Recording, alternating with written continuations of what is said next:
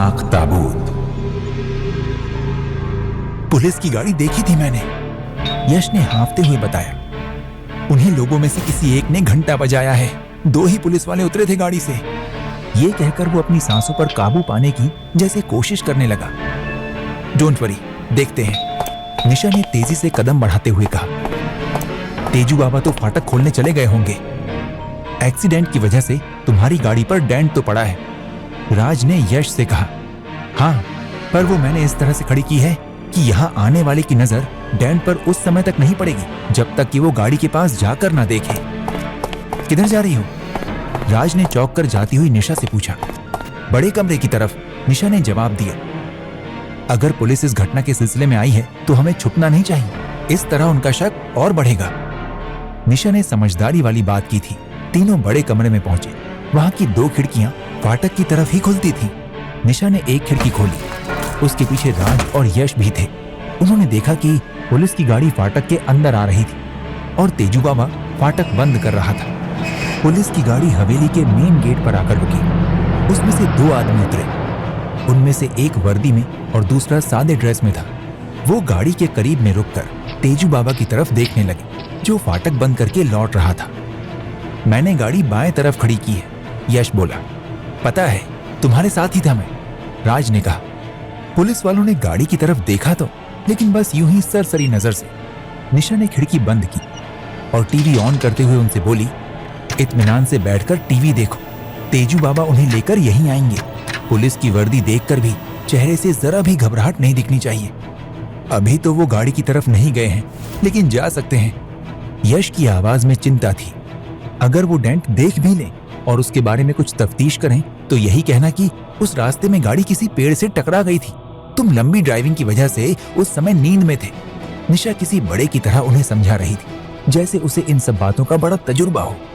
यश किसी समझदार बच्चे की तरह सिर हिलाकर रह गया। निशा ने रिमोट से टीवी का एक चैनल लगाया, जिस पर एंटरटेनमेंट का प्रोग्राम चल रहा था। जल्द ही कई कदमों की आहट आती सुनाई दी और फिर तेजू बाबा के साथ पुलिस वाले अंदर दाखिल हुए।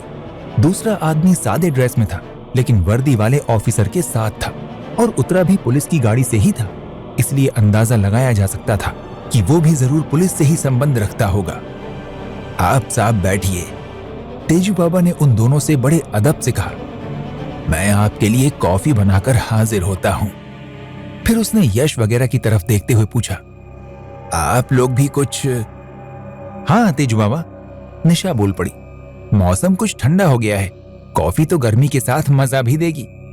तेजू बाबा अपने खास मशीनी अंदाज में मुड़ा और चला गया। निशा ने पुलिस वालों की तरफ देखते हुए कहा, अगर आप लोगों को कॉमेडी प्रोग्राम पसंद ना हो तो मैं चैनल बदल दूं या फिर टीवी ही बंद कर दूं। नहीं, चलने दें, अच्छा है, वर्दी वाला पुलिस ऑफिसर बोला।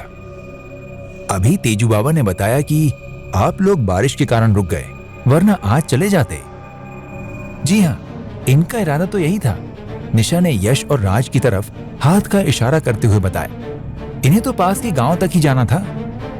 अच्छा, ये वहीं रहते हैं? पुलिस ऑफिसर ने उन पर एक नजर डालते हुए पूछा।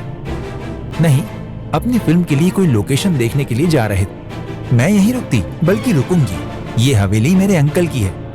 आप लोग यहाँ कैसे रुक गए? हमें भी गांव ही जाना है, एक केस के सिलसिले में, पुलिस ऑफिसर ने जवाब दिया। रुके तो इसलिए कि खराब मौसम और लंबी ड्राइविंग ने थका दिया था। जरा देर रुककर सुस्ता लें, फिर फ्रेश होकर चल पड़ेंगे। क्या गांव में कोई वारदात हो गई है? राज ने अब बोलने की हिम्मत की। जी, पिछले 15 दिनों में इस रास्ते पर कई वारदातें हो चुकी हैं, पुलिस ऑफिसर ने कहा। कैसी वारदात ऑफिसर? निशा ने पूछा। कोई बड़ी ही खूबसूरत लड़की या औरत है जो राह चलते किसी गाड़ी को देखकर उससे लिफ्ट मांगती है और फिर लिफ्ट देने वाले को बड़ी बेरहमी से कत्ल कर देती है। यश और राज दोनों बुरी तरह चौंकते हैं, पर इसे जाहिर नहीं करते।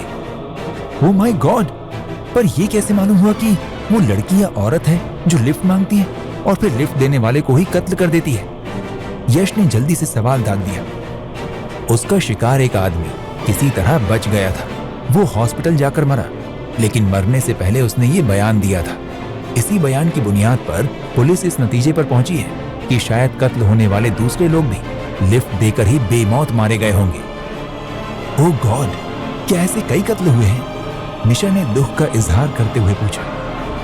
अब तक 4 हो चुके हैं, पुलिस ऑफिसर ने जवाब दिया। इसलिए पुलिस ने उस हाईवे के शुरू में ही बोर्ड लगा दिया है कि इस रोड पर यात्रा करने वाले किसी भी लड़की या औरत को कृपया लिफ्ट ना दे। इस पर राज और यश दोनों की नजरें एक दूसरे से टकराई।